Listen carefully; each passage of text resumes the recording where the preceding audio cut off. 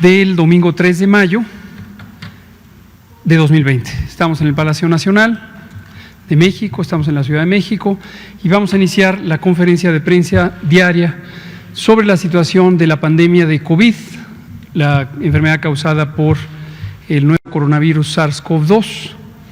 Y hoy vamos a enfocarnos a dos asuntos de interés general. Uno es el informe técnico diario y el otro, que ayer quedó como un pendiente, y aquí, qué bueno que ya veo a Dulce Soto, vamos a tomar sobre el monitoreo de COVID en México, los distintos componentes de la vigilancia, para qué sirve cada uno, cuáles son sus capacidades, dónde se aplican de acuerdo a las distintas etapas o escenarios de la epidemia, cuáles son los objetivos que pretende cumplir, las preguntas que pretende resolver, todo eso. Entonces lo vamos a presentar y luego abrimos a preguntas y respuestas. Usted va a ser la primera que le va a tocar hacer preguntas, porque ayer fue la que ya no pudo. Y aquí está Blanca Valadez, le damos la bienvenida de regreso. También, bueno, vámonos. Me levanto. Si me pueden pasar la primera diapositiva. Ya se me olvidaba el micrófono. Muy bien, pues hoy es el día 42 de la Jornada Nacional de Sana Distancia. Le recordamos a todo el mundo que la Jornada Nacional de Sana Distancia es un conjunto de 3 intervenciones principales que tienen como propósito la mitigación, la reducción de la transmisión del virus que causa la enfermedad COVID y en particular tiene como objetivo disminuir la cantidad de contagios para que estos contagios no se presenten en el mismo tiempo y no haya una gran cantidad de personas enfermas que requieran hospitalización. Y les recordamos también que estamos en la fase 3. La fase 3 es la fase de incremento más rápido en las hospitalizaciones, en los casos y desafortunadamente también en los decesos. La siguiente, por favor. En la situación mundial tenemos 3.349.000, más de esta cifra, de casos que se han detectado en forma acumulativa desde que empezó la epidemia en China al inicio del año 2020. 34% de estas personas, o sea, 1.122.000, un poco más de 1.122.000, son personas que han sido detectadas como enfermas en los últimos 14 días y les recordamos que esto es importante porque los 14 días es el periodo en donde dura la enfermedad. Esta es una enfermedad que se limita posteriormente por acción muy probablemente del sistema inmune. La tasa de letalidad global, que es el número de personas que fallecen divididas entre el número de personas que presentan la enfermedad COVID, es de 7,1% y la gran mayoría de los casos registrados son del continente americano. En Europa ya está disminuyendo la transmisión, ya se está reduciendo la intensidad de los contagios. La siguiente, por favor. En México tenemos 23.471 personas desde el 28 de febrero que han sido registradas con enfermedad COVID. De ellas, 6.933 lo han presentado en los últimos 14 días y al igual que en la situación mundial, esto es lo que significa la actividad de la epidemia. Los casos, por ejemplo, que ocurrieron en marzo e inclusive en la primera mitad de abril ya no son casos, ya se restablecieron la enorme mayoría y no son ya una fuente de transmisión hacia otras personas, pero sí lo son definitivamente 6.933 personas que en los últimos 14 días han sido registradas con esta enfermedad. Muy desafortunadamente, esta enfermedad puede causar una enfermedad grave que cause la muerte y tenemos 2.154 personas que desafortunadamente han perdido la vida por la enfermedad COVID. Y aquí reitero lo mismo que dije ayer en la noche, quiero volverlo a retomar para toda la población. COVID es una enfermedad que puede complicarse. Cuando es una forma leve de COVID es simplemente fiebre, dolor de cabeza, dolor de garganta, tos, son los síntomas más comunes, pero cuando presenta la forma grave es que empieza a complicarse con inflamación de los pulmones, es decir, una neumonía o neumonitis, como se le conoce a la afección que es por virus. Esta neumonitis causa un daño mayormente inflamatorio de los pulmones, que lo que resulta es en una pérdida de la función de los pulmones. Y la función principal de los pulmones es incorporar oxígeno a la sangre y cuando esto no ocurre, la sangre empieza a perder concentración de oxígeno. Normalmente tenemos todos una concentración habitual del 95 a 97% de oxígeno en la sangre. Esto varía de acuerdo a la altitud en la que se habita, es mayor a nivel del mar, llegando casi al 100%, y es menor en ciudades como la Ciudad de México, que está por arriba de los 2.000 metros encima del nivel del mar. Pero de cualquier manera, en general es 95% o más. Cuando se presenta COVID, muy rápidamente se empieza a perder esta proporción, este porcentaje de oxígeno en la sangre, y entonces eso empieza a afectar distintos órganos.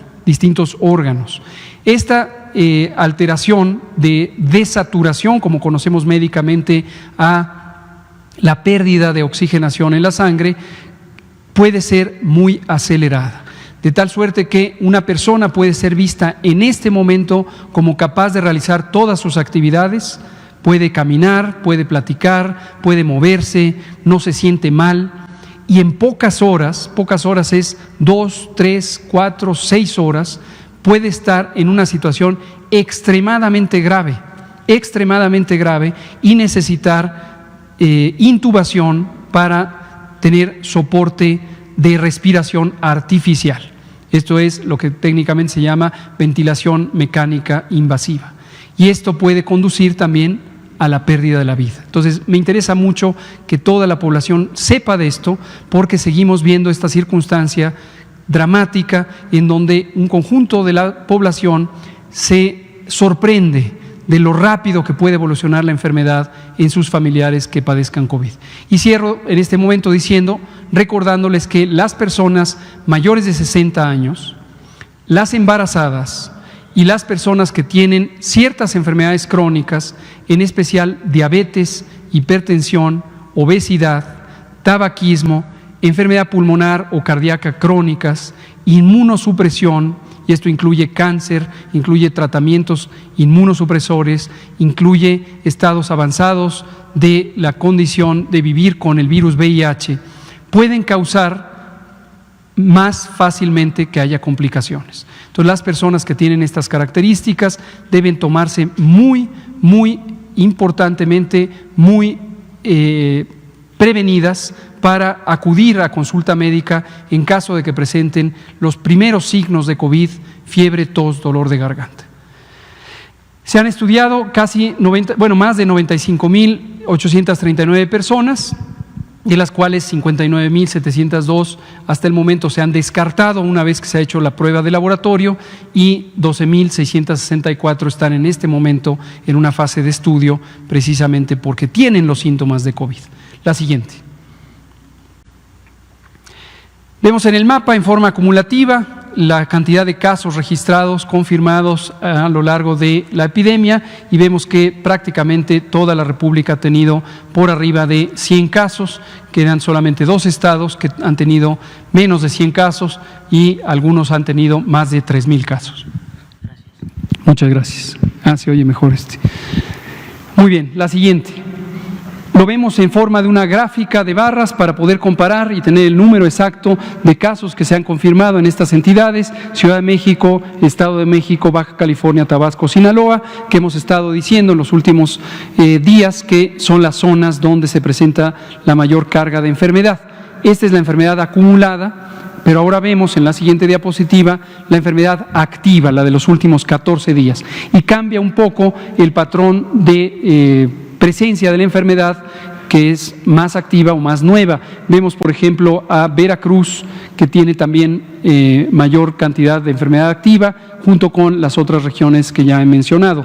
En la siguiente diapositiva vemos que de estos 6.933 casos se distribuyen de esta manera. Arriba está el número de casos por entidad federativa, y aquí vemos a la Ciudad de México, el Estado de México, Tabasco, Sinaloa y Veracruz. Después aparece Yucatán y después otros estados de la República.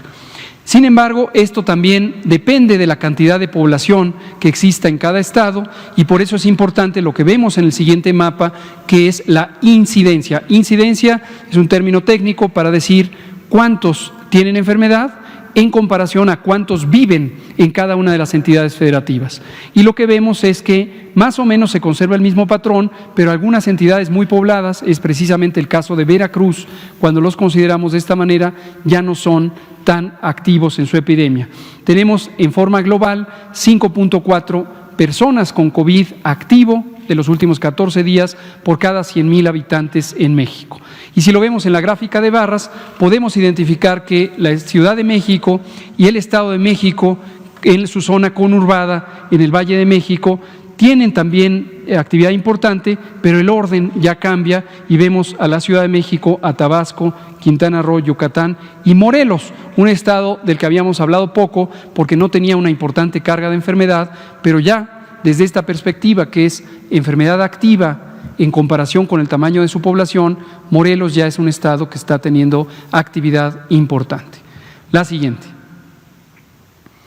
Cuando vemos los casos que han perdido la vida, las 2.154 personas que han perdido la vida, podemos identificar cómo a lo largo del tiempo la primera muerte se registró el 18 de marzo y posteriormente ha seguido este patrón todavía ascendente, es decir, de aumento progresivo conforme la epidemia sigue activa, y todavía no hemos llegado al punto máximo de la epidemia. Seguiremos viendo que aumentan y aumentan y aumentan los casos hasta que lleguemos en las 5 zonas que en este momento están activas al punto máximo que se ha estimado. La siguiente.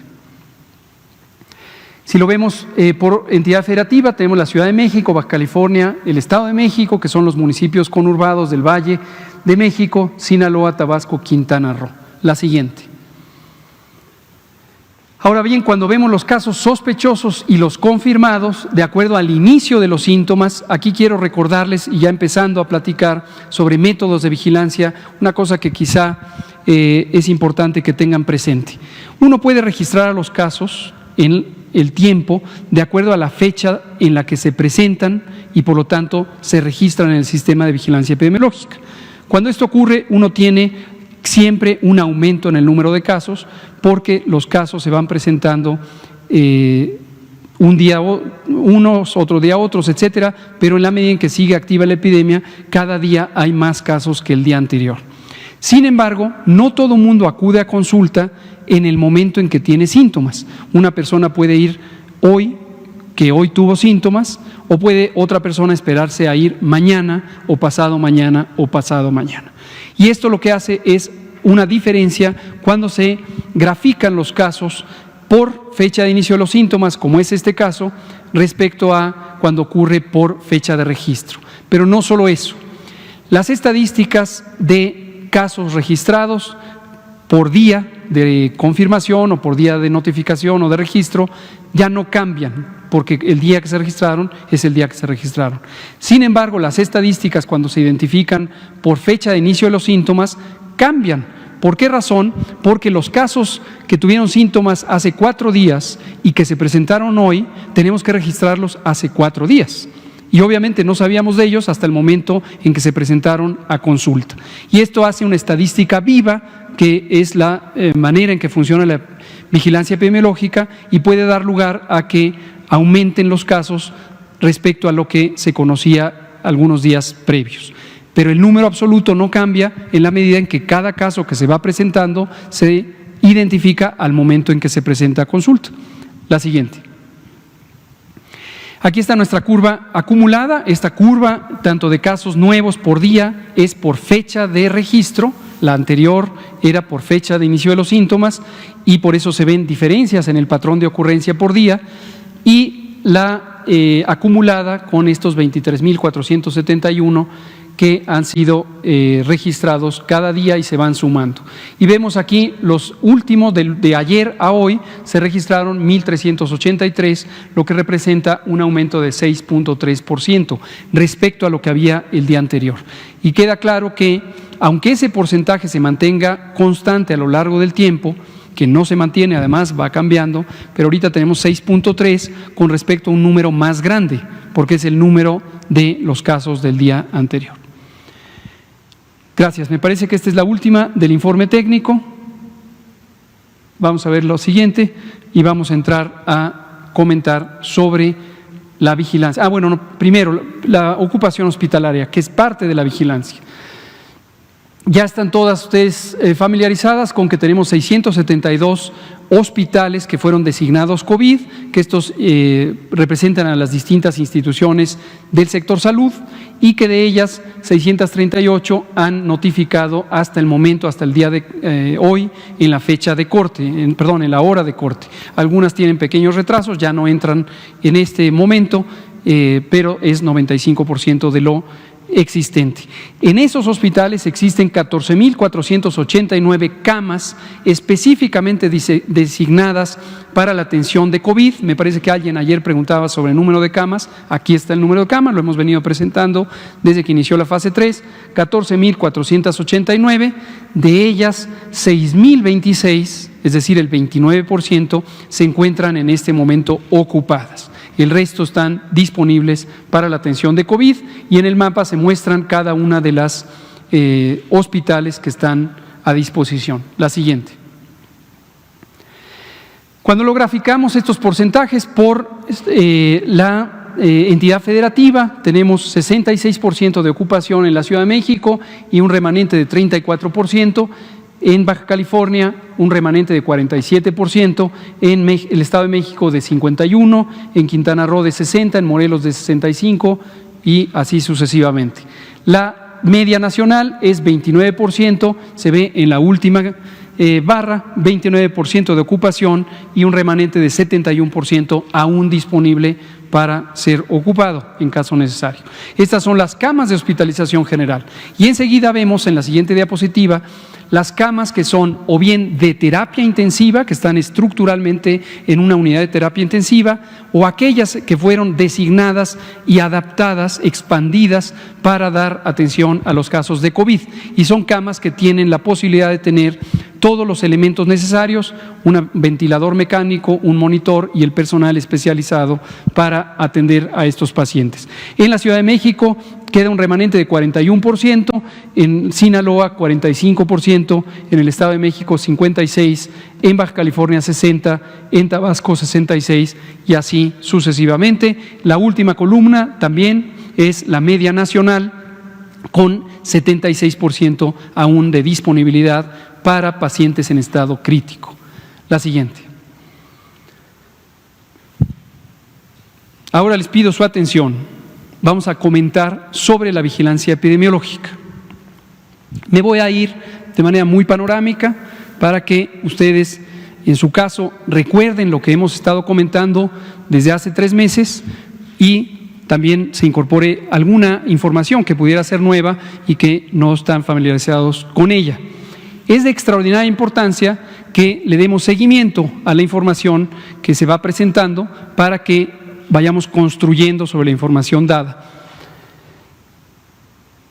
Esta diapositiva muestra en forma panorámica los instrumentos de mayor uso en vigilancia epidemiológica en México para COVID.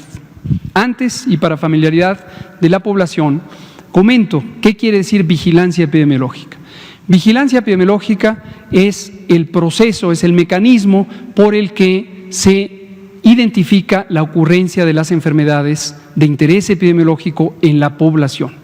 Esto podríamos decir en términos generales que es el significado de vigilancia epidemiológica. Por supuesto, hay una definición muy técnica que habla de la recolección, la integración, el análisis y la interpretación para su posterior divulgación de la información sobre el estado de salud de las poblaciones. La vigilancia epidemiológica, a diferencia de lo que es más común que se identifique, no es estadística, no es sumar cosas, no es simplemente el acto mecánico de contabilizar los casos de enfermedad. ¿Por qué es tan famosa esta perspectiva de la vigilancia epidemiológica? Porque a lo largo del siglo XX, en donde se refinaron los métodos de vigilancia epidemiológica, se utilizó el recurso de contar casos como un mecanismo básico para entender lo que ocurría en las poblaciones. Pero la cuenta de casos es la forma más simple de identificación de la ocurrencia de enfermedad en las poblaciones. ¿Por qué es la más simple? Porque sencillamente el reconocimiento de cuántos casos se van presentando en un territorio, en un referente de tiempo. Los casos de hoy, los casos de una semana, los casos del mes, los casos del año. En una entidad federativa, en una región, en un país, en un continente, en todo el mundo. Sigue siendo útil como fuente de información el reconocimiento de la cuenta de casos. Y la manera en que generalmente funciona la vigilancia epidemiológica en el mundo es a partir de la experiencia médica. Las personas enfermas acuden a unidades de salud con el propósito de cuidar su salud, recibir algún tratamiento o algún mecanismo de rehabilitación o algún mecanismo también de diagnóstico. Y por eso, en la mayoría de los sistemas de vigilancia epidemiológica del mundo, se toma la información directamente a partir de los profesionales de la salud, que ellas y ellos reconocen los casos de acuerdo a las definiciones médicas y epidemiológicas de estos casos y los registran y los informan a la autoridad sanitaria. Esta es la mecánica más básica, cómo ha funcionado y sigue funcionando una parte importante de la vigilancia epidemiológica. Pero no lo es todo. Se han incorporado nuevos métodos a la vigilancia epidemiológica, particularmente a lo largo de los últimos 30 años, y estos métodos incorporan otros elementos que no necesitan ser registrados a partir de la relación de un médico y un paciente en un consultorio. Por ejemplo, la vigilancia basada en laboratorio. Los laboratorios de diagnóstico, generalmente en los modelos clásicos de vigilancia epidemiológica, realizan diagnóstico a partir de que se encontró una persona con síntomas y se notificó. Pero a lo largo de muchos años ha quedado claro que también se pueden tomar muestras de líquidos y otros componentes del organismo para diagnóstico, aun cuando no se haya registrado al caso.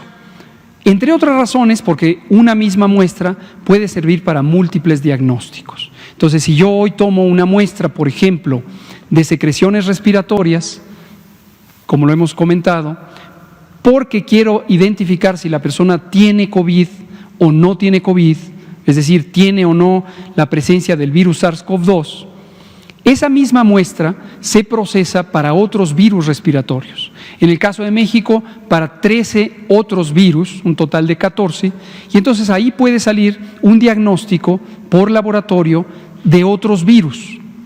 Y esos otros virus no están asociados con un paciente que fue registrado con un cuadro clínico específicamente pensando en esas otras enfermedades.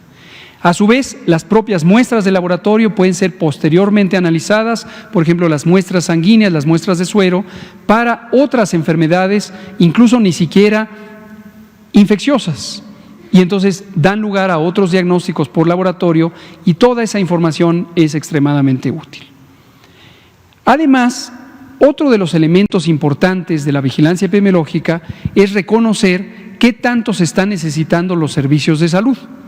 Porque al reconocer qué tanto se están necesitando los servicios de salud, uno puede planear apropiadamente con tiempo suficiente, pero también en tiempo real, conforme se usan los servicios. Un ejemplo de ello lo vieron ustedes hace 48 horas en este espacio, cuando anunciamos que pusimos en marcha mecanismos de redistribución de las personas enfermas de COVID, porque teníamos en algunos hospitales una disponibilidad menor de camas y en otros hospitales todavía una gran disponibilidad. Si no monitoreáramos la ocupación hospitalaria como parte de la vigilancia epidemiológica, no podríamos hacer esto y por eso lo hacemos de esa manera. Les presento 4 componentes fundamentales de la vigilancia de COVID en este momento. Tenemos, y esto enseguida lo voy a correlacionar con las etapas de la epidemia. Y recordarán cómo lo fuimos platicando conforme se fue presentando cada una de las etapas. El modelo, me voy primero a esas etapas.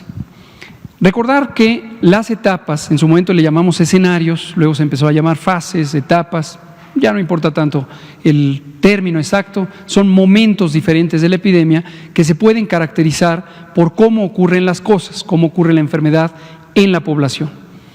En la etapa 1, o escenario 1, como lo llamamos en su momento, fue la importación del virus. Es decir, pasamos de una situación en donde teníamos 0 casos a tener el primer caso. Y esto ocurrió el 28 de febrero. Posteriormente tuvimos 2, 3, 5, 7, etcétera. Y estos conjuntos de casos se empezaban a presentar agrupados por familias o por personas con cercanía directa. Y eran pequeños brotes familiares. Y eso caracterizó en su momento a la etapa 1. Hubo un momento en que reconocimos una triplicación en el número de casos, a pesar de que eran muy poquitos los casos registrados, y eran 12 casos comparado con 4 casos.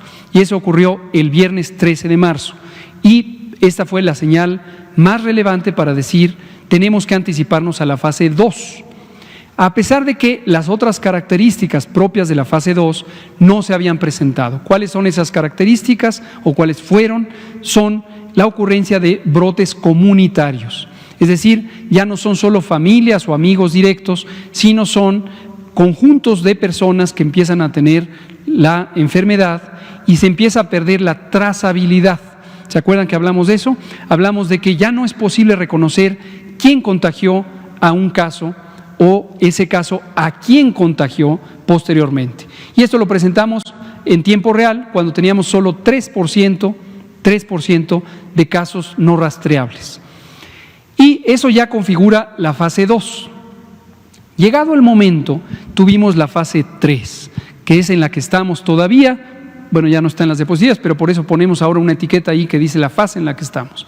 La fase 3 se caracteriza por una dispersión epidémica, es decir, más allá de espacios comunitarios reconocibles, y uno empieza a ver la ocurrencia de contagios a distancia.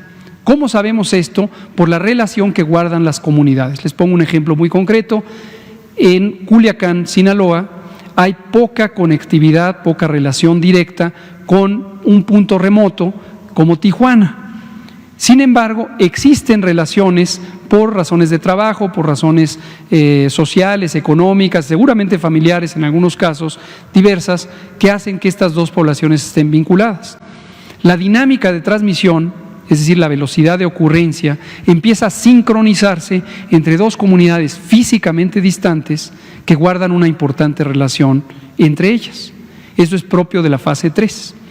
Ahora, la fase 3, el elemento más importante es el riesgo de que se saturen las unidades médicas. Y por eso, desde la fase 2, empezamos a hacer mucho énfasis en las medidas que se instauraron desde la fase 1 y que siguen vigentes. Y es quédate en casa, la Jornada Nacional de Sana Distancia, porque es el mecanismo más efectivo de reducir los contagios, porque es masivo y eso hace que se reduzcan masivamente los contagios.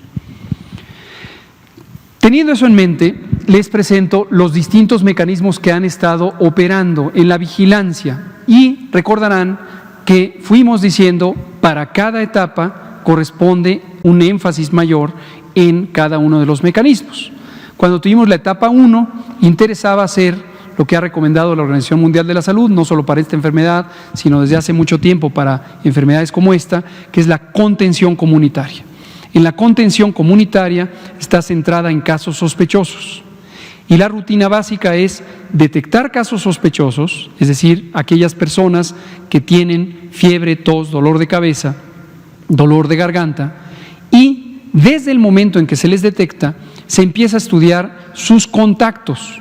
Y esto es una entrevista médico-epidemiológica en donde se estimula la memoria de las personas y de manera sistemática se identifica con quién estuvieron en contacto, qué tan cerca estuvieron en contacto, cuánto duró el contacto y cómo ese contacto pudo estar relacionado en tiempo con los momentos de enfermedad de la persona que es potencialmente contagiante. Recordarán que eso lo comentamos hace unos días respecto a el posible riesgo de infección en esta comunidad a partir de que teníamos una persona que aquí estuvo en una noche donde posiblemente ya tenía síntomas. Ese es el tipo de estudio de contacto o de caso y contactos que se hace en la fase 1. ¿Se suspende en la fase 2 o en la 3? No. ¿Por qué razón? Porque cuando se puede identificar las relaciones de una persona en forma local, y precisamente lo ilustro porque ustedes fueron parte, algunas de ustedes, de ese estudio de contactos, cuando se puede identificar de manera local es sumamente útil para hacer prevención en las comunidades locales. Pero cuando ya se suman muchos, centenas de casos, ya no es práctico hacerlo a nivel general. Y eso precisamente también es uno de los elementos que llevan a cambiar de intervenciones de la fase 1 a la fase 2. Y en la fase 2, por eso pasamos a las medidas masivas. Se siguió y se sigue haciendo ahora mismo en la fase 3 los estudios de casos y contactos, pero ya no son el elemento principal, porque el distanciamiento social tiene un efecto mucho más efectivo. Entonces, en fase 1 lo característico fue ese modelo de vigilancia. Cuando entramos a fase 2, lo anunciamos desde fase 1, dijimos, vamos a hacer un mayor uso del modelo Centinela, que es el que parece que ha causado gran interés, lo cual me da gusto, por cierto. Es muy interesante, un pequeño paréntesis, cómo este tipo de conceptos, que son técnicos, empiezan a formar parte del repertorio de interés de la sociedad en su conjunto. Y agradezco a ustedes como comunicadoras y comunicadores, porque en la medida en que ustedes se interesen, lo entiendan, lo estudien, pregunten, ayudan mucho a permear una idea exacta, una idea basada en la técnica que ayude a la población también a entenderlo. El modelo Centinela en México se estableció en el año 2006. El modelo se diseñó en 2005. ¿Quién lo diseñó? Un conjunto de personas expertas, principalmente de la Organización Panamericana de la Salud y los Centros de Control de Enfermedades de Estados Unidos. Participaron otras personas expertas, desde luego centros académicos y demás, pero se hizo una propuesta formal de ello que adoptó ya no solo la Organización Panamericana, sino la Organización Mundial de la Salud. Y se propuso como un mecanismo para la vigilancia de algo que llamamos inconmensurables. Inconmensurables quiere decir que no es posible medir en forma directa. En nuestra vida diaria tenemos una gran cantidad de fenómenos inconmensurables, porque son fenómenos masivos, fenómenos que ocurren en una forma generalizada, geográficamente dispersa, y no se puede contabilizar cada uno de los eventos, en el caso de la salud, cada uno de los casos. Ni es útil, ni es práctico, ni es efectivo para los fines de orientar las políticas públicas, las intervenciones y el monitoreo de tiempo real de cómo van ocurriendo las enfermedades. Influenza es una enfermedad que está causada por un virus que da un síndrome muy parecido a COVID y que se presenta en todo el mundo, todos los años, y afecta a la tercera parte de todas las poblaciones del mundo. Entonces imagínense lo inconmensurable que es. Si lo vemos en México, estamos hablando de 40 millones de personas que se infectan con el virus influenza todos, absolutamente todos los años. En un periodo corto, además, esto ocurre entre octubre y marzo. Entonces, ningún caso tendría ir a contar 40 millones de personas porque no sacaríamos información útil para lo que interesa en el caso de influenza y también en otras enfermedades. Por eso fue muy bienvenido el sistema de vigilancia Centinela en 2006. En México se utilizó en forma, diríamos, experimental en 2006-2007. En 2008 lo reestructuramos, ampliamos el número de unidades monitoras de influenza, así se les llamaba en su momento, y empezó a funcionar de manera efectiva. Una anécdota que a veces he contado, pero no sé si se las he contado a ustedes, es que cuando llegó la pandemia de influenza 2009, una de las primeras señales fue que empezamos a tener un mejor reconocimiento de los casos. Y la primera interpretación que tuvimos, dado que habíamos estado trabajando durante 2008 en el perfeccionamiento del modelo Centinela, pensamos que era una representación del logro que habíamos tenido en mejorar la vigilancia epidemiológica de influenza. Y muy pronto nos dimos cuenta que no solo era el logro, sino que estábamos teniendo una epidemia, una enfermedad emergente. Ahora, es posible que si no lo hubiéramos perfeccionado, no lo hubiéramos reconocido como lo reconocimos en ese momento. Regresando a la evolución de este sistema, a lo largo de todos los años que han pasado, desde el 2006, se ha ido mejorando, progresivamente se mejora, y se mejora su capacidad instalada. Hoy tenemos 475 unidades de salud monitoras, ahora se llaman de enfermedad respiratoria. Esto fue a partir de COVID, hasta antes de COVID se llamaban unidades de salud monitoras de influenza, y además representan ya no solo a todo el sector de las instituciones públicas, sino también hay instituciones u organizaciones privadas que hacen un excelente trabajo también con contribuir a la notificación para la vigilancia Centinela. Ahora, la vigilancia Centinela deliberadamente acepta la realidad, y la realidad es, este es un fenómeno inconmensurable, de modo que no podemos, ni queremos, ni sirve medirlo de manera directa, y de pretender que se puede medir de manera directa, estaríamos cayendo en una falsedad, porque se pensaría que puedo detectar a todos y cada uno de los casos. Y la cuenta de casos que tuviera de manera directa siempre va a representar una proporción menor al 100% de los casos existentes.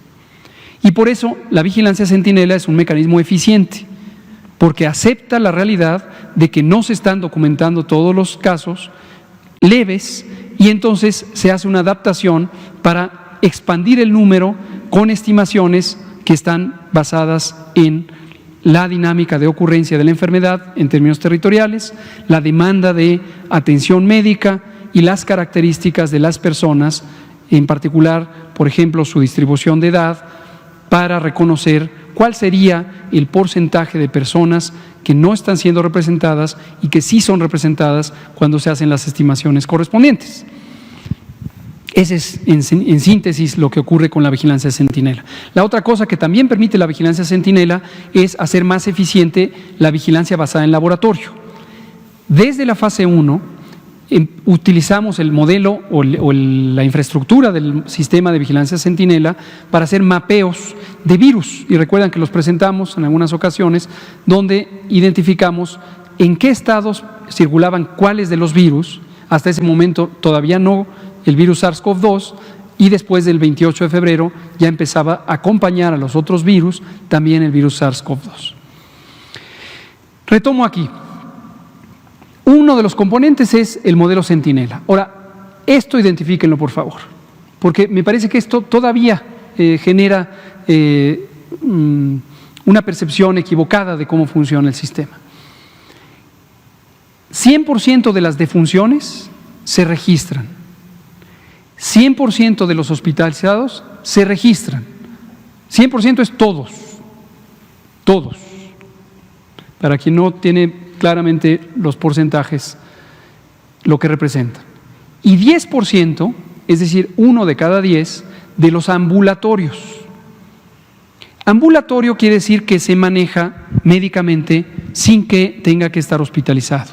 Es decir, son los casos médicamente leves, clínicamente leves, quienes no tienen neumonitis, quienes no tienen neumonía, quienes no están en estado crítico. Entonces vean ustedes cómo donde tenemos que hacer la estimación en el modelo centinela es específicamente para los ambulatorios. Los demás se registran al 100%. ¿Qué interesa saber de ahí? La carga estimada de enfermedad y el perfil epidemiológico. Esto es muy importante. Para poder tener una documentación detallada de los casos, y de ahí sacamos, por ejemplo, las proporciones de personas que tienen comorbilidades, diabetes, hipertensión, obesidad, tabaquismo, etcétera. También sabemos cuál es su dinámica de evolución de la enfermedad. La mediana, por ejemplo, el número que hemos dado de cuánto tardan las personas en presentar complicaciones a partir del inicio de los síntomas, también sale de aquí. Porque nos permite una documentación detallada, requiere tener personal que se ha entrenado específicamente para la vigilancia a lo largo de varios años.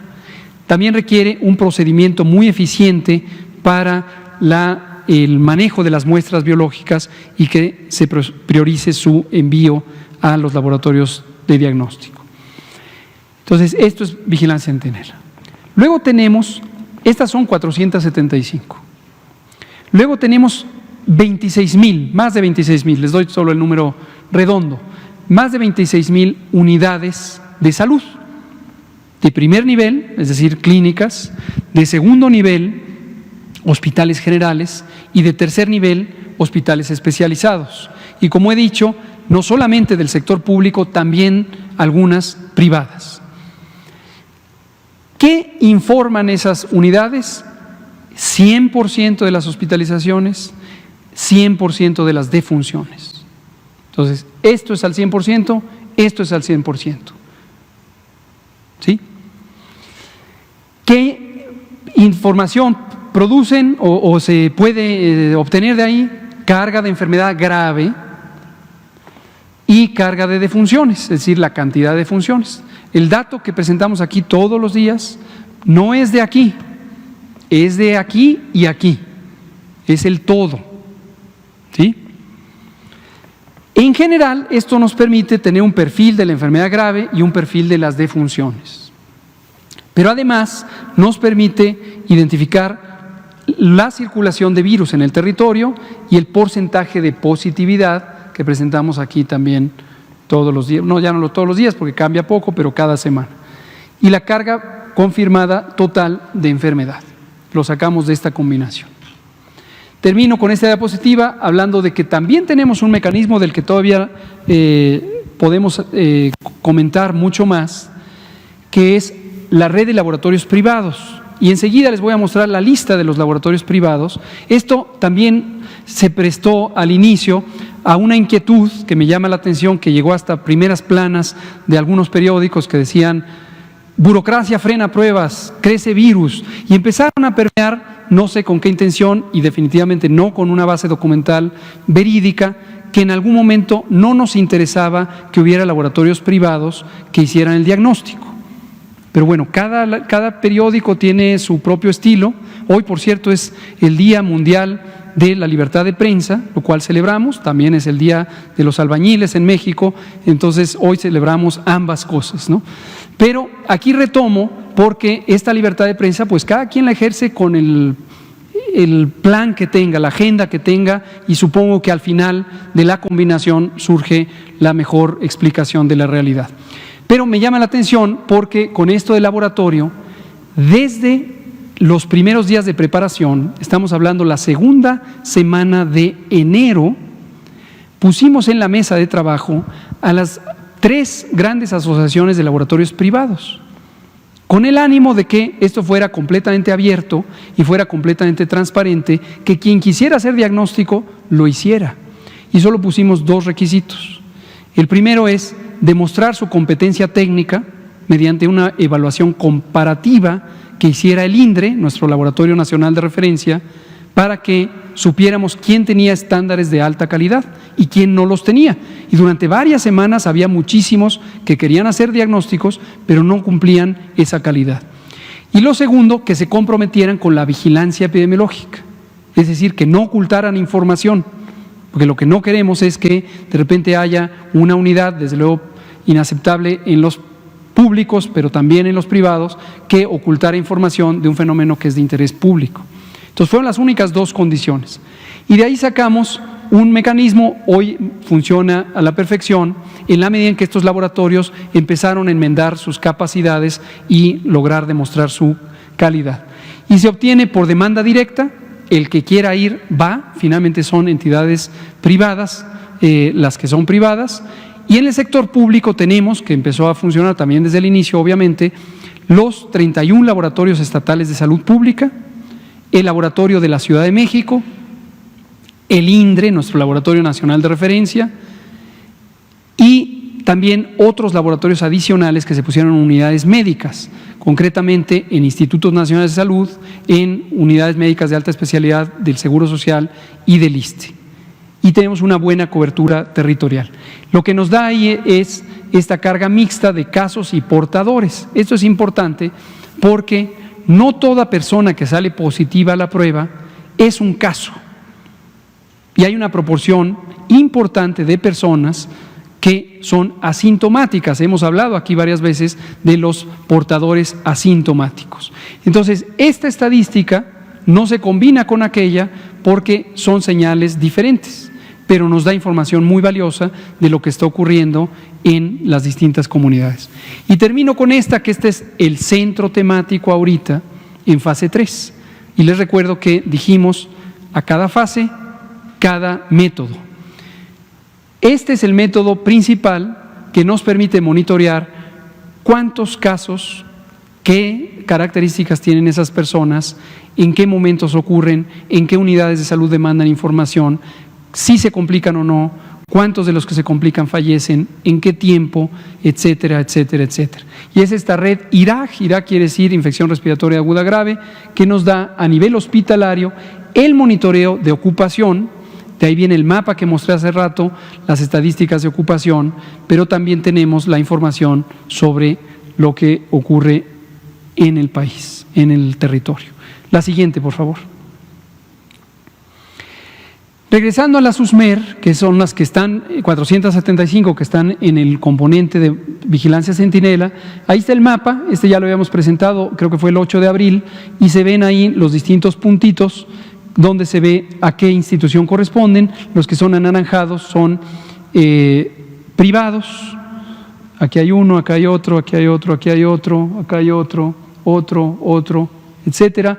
Y algunos que son menores en cantidad, hospitales universitarios, que también participan en este proceso. La siguiente. Me voy a pasar por acá. Esto lo que nos permite es información en tiempo real, utilizando definiciones de caso estandarizadas. Es decir, nos permite saber que una persona y otra y otra y otra que se presentan en las distintas unidades de salud, cuando se considera como casos sospechosos, en su momento lo son, y después confirmados cuando se les toma la prueba y la prueba sale positiva, corresponden a lo mismo.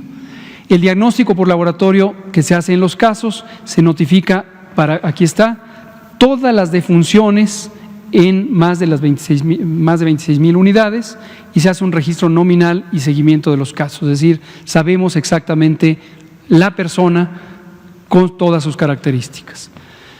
Ahí se ilustra la distribución de los laboratorios. Nuestra red nacional de laboratorios de salud pública es muy robusta. México desde 1951 tiene esta red. El INDRE, nuestro laboratorio nacional de referencia, participa en la red global de vigilancia de influenza desde hace mucho y no me va a extrañar, pero además va a ser motivo de gran orgullo, que si se establece una red global de vigilancia de COVID, México será partícipe de esta. La siguiente.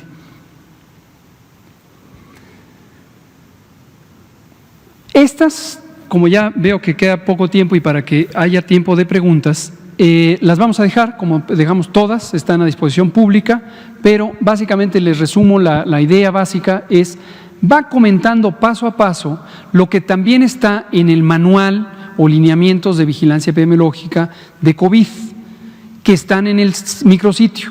Entonces, por favor, no se limiten, toda la información es pública, échenle un ojo y vean cómo son las instrucciones que recibe el personal técnico, el personal de salud para hacer el proceso. La siguiente. Y como le prometí a Dulce, pero supusimos que era de interés de todo. ¿Usted, Dulce, de qué medio es? De Reforma. Dulce Soto es de Reforma. Entonces, interpretamos que Reforma está específicamente interesado en la vigilancia centinela. Creo que es útil que Reforma ahora sepa que esto es más amplio, pero… ¿Mande usted? Que es de hace 2 semanas esa cifra. No. La semana epidemiológica 12. Ahorita le explico. Miren, esta tabla es para explicarles la dinámica, pero como he dicho, y lo dijimos con antelación a la fase 3, el modelo centinela no es el elemento principal en este momento para el objetivo de la fase 3. Lo dijimos con antelación, cuando entremos a fase 3, olvídense de la vigilancia centinela, seguirá operando ahí en el fondo, pero ya no es procedente el uso de la vigilancia centinela como elemento principal de información para lo que interesa monitorear en la fase 3. Hay muchas razones técnicas, les comento 2. Una es la velocidad de ocurrencia de los casos y la cantidad de los casos es notablemente mayor en la fase 3 que en la fase 2. Esa es una razón. Y obviamente, como señala Mauricio, los tiempos de procesamiento creo que ya le volví a cambiar de nombre a Mauricio, perdón. Alejandro. Los tiempos de procesamiento dependen de la vigilancia generalizada en las 26,000 unidades que tienen cortes semanales con entrega de resultados por parte de los estados una semana después. No resulta práctico monitorear una fase 3 utilizando esto. Y lo segundo es que las unidades, estas 475, no pueden dar suficiente resolución estadística para las entidades federativas, pues son muy poquitas. Son útiles para el panorama nacional, pero no para cada entidad federativa en particular. Y cada entidad federativa necesita tener información de la ocurrencia de lo que ocurre en fase 3. Entonces, que quede claro, esto dijimos cuando entremos a fase 3, el que le quiera seguir viendo, que lo vea, no pasa nada, pero no es nuestro elemento principal de trabajo. Les reexplico lo que comentamos hace algunas semanas. En ese momento me parece que íbamos en la 12, cuando lo explicamos el 8 de abril. Fíjense ustedes, primera columna, el tiempo por semanas epidemiológicas. Segunda columna, los casos de infección respiratoria aguda, neumonía e influenza, casos clínicos en las unidades de salud monitoras de enfermedad respiratoria, las 475, aquí están. Y tenemos, si sumamos todo esto, 588,000 notificaciones de esto en las USMER. Cada semana tiene su propia cantidad. Luego tenemos en esas mismas unidades, de estas, algunas presentan la definición operacional de enfermedad tipo influenza para los casos leves. Enfermedad tipo influenza es indistinguible del síndrome clínico de COVID. Es una definición casi idéntica. IRAG es infección respiratoria aguda grave y es indistinguible de la neumonía o neumonitis que ocurre en COVID. Y aquí está. Este es un subconjunto de este. Por lo tanto, este porcentaje resulta de dividir esto entre esto para cada una de las semanas. ¿Qué nos da? La proporción, o por se medida aquí en porcentaje, de ETI-IRAG respecto al total de estas infecciones respiratorias genéricas. Solamente en 475 unidades de salud monitoras de influenza. Quedan 5 minutos, entonces quizá no va a dar tiempo de preguntas, pero las guardan para mañana. Aquí tenemos ahora en esto, tenemos los casos positivos a COVID en esas mismas unidades. Es decir, de estos se les hizo diagnóstico y encontramos estos positivos, diagnóstico por laboratorio. Vean ustedes que aquí es 0. Todavía no llegaba SARS-CoV-2 a México. Luego tenemos cuántas muestras se procesaron válidamente para llegar a este número. ¿Sí? O sea, para llegar a estos resultados positivos se procesó esta cantidad de muestras. Si yo divido esto entre esto, me da un porcentaje que es índice de positividad en la USMER. Pero de aquí para allá sigue siendo 475 unidades de salud monitoras de enfermedad respiratoria. Ahora pongan atención en estas dos columnas. Estos son 26,000 unidades. 26,000 unidades, más de 26,000. Y es lo que se registra con otro mecanismo de vigilancia epidemiológica muy antiguo, que es la notificación semanal de casos de lo mismo, infecciones respiratorias agudas, neumonías y flu. Y hay, fíjense ustedes, 7.999.354 en 26,000 unidades. Con este número, yo le aplico el porcentaje, los porcentajes que ahí saqué y tengo los estimados ETI-IRAG nacionales en todas las unidades de salud. Porcentajes ETI-IRAG nacionales. El color se lo pusimos para reconocer cuál es lo que deriva. Esto deriva de este porcentaje. Finalmente, yo tengo a estos, les aplico el porcentaje de positividad y tengo los estimados COVID que no se notifican de manera directa y que son casos leves. Lo vuelvo a decir, que son casos leves. Lo vuelvo a decir, que son los casos leves, que son quienes no se notifican al 100%. Y obtengo esta cifra, 104,562 casos mayormente leves que se suman a los 20 y tantos mil que son mayormente graves que informamos aquí todos los días. Ahora, un detalle, porque he visto también que hay matemáticas y matemáticos que les llama mucho la atención esto y que hablan del descubrimiento de nuevas aritméticas. Este proceso de estas dos columnas, de esta y esta, se hace de una manera estratificada. ¿Qué quiere decir estratificado? Se va haciendo por fragmentos, estado por estado, y para cada uno de los grupos de edad, de 5 en 5 años. Entonces, si usted está ahí en la comodidad de su hogar, esperando a ver que estos cálculos salgan de manera directa, y usted quiere multiplicar esta proporción por este número para que le salga este número, no le va a salir, como lo dije aquí el 8 de abril, porque esto se hace estratificado por cada uno de los estados y cada uno de los grupos de edad. Aquí traigo esta tabla para llegar a este resumen y explicar la mecánica básica. ¿Sí? Vamos a ver la siguiente.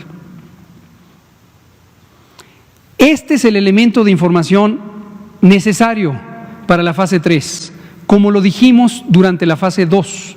anunciando que cuando viniera la fase 3, este iba a ser nuestro instrumento más importante. No me detengo ya, en primera porque quedan 3 minutos, en segunda porque esto lo hemos estado explicando todos los días desde que empezó la fase 3 y lo seguiremos explicando o comentando para que todas y todos de una manera abierta, directa, transparente, sin especulaciones, podamos ver lo que ocurre en la realidad que nos atañe a todos, que nos interesa a todos, que todos queremos sumar esfuerzos para proteger a la población, ¿no es cierto? ¿Ese es nuestro interés? Perfecto. Entonces, esta curva es simplemente una manera más visual de la que nos han aportado estos maravillosos grupos académicos que coordina CONACYT y que son las proyecciones o predicciones de la curva epidémica de casos. Esta en particular son hospitalizaciones en terapia intensiva. Esta ya considera la duración de la hospitalización.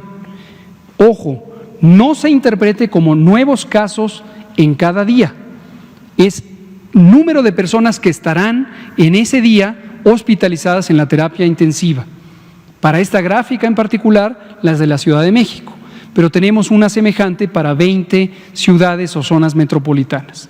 Y aquí está lo que hemos dicho recientemente junto con la doctora Sheinbaum. Tenemos una estimación media de 1,800 personas que en el momento cumbre estarán en terapia intensiva. Noten que aquí dice 13 o 15 y no 6 de mayo como quizá están esperando, porque esta gráfica es hospitalizados en terapia intensiva, no nuevos casos.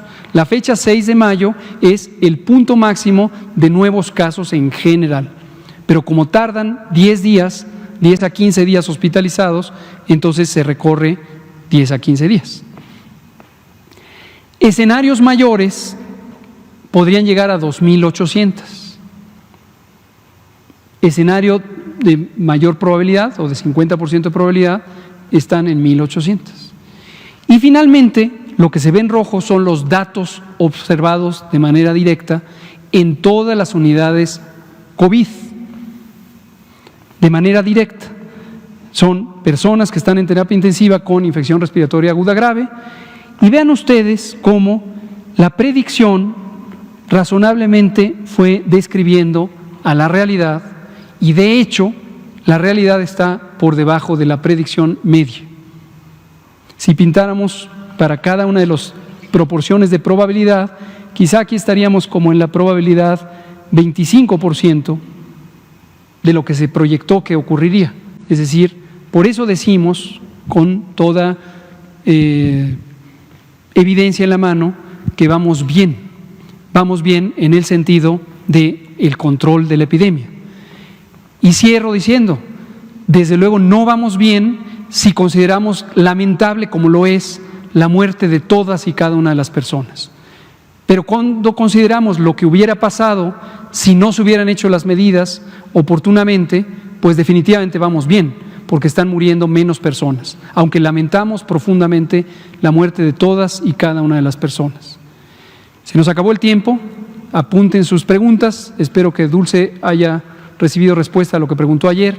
A usted nuevamente la dejamos sin la oportunidad de preguntar, pero mañana nos veremos aquí a las 7 de la noche y seguiremos comentando todo esto. Muchas gracias.